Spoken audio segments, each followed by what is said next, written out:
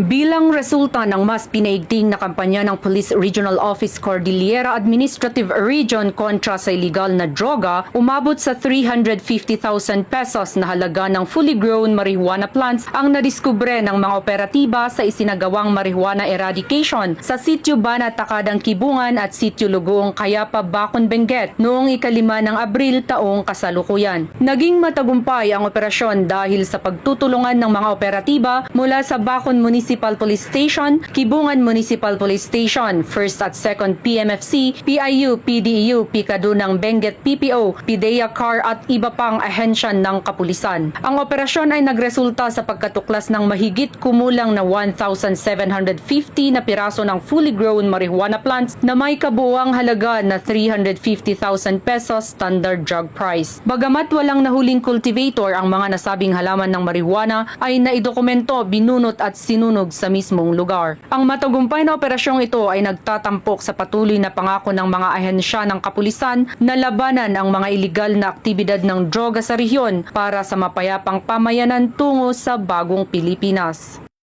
Mula dito sa rehiyon ng Cordillera, ako ang inyong PNN correspondent, Patrol Woman Lizelle Digman, alagad ng batas, tagataguyod ng Balitang Pulis.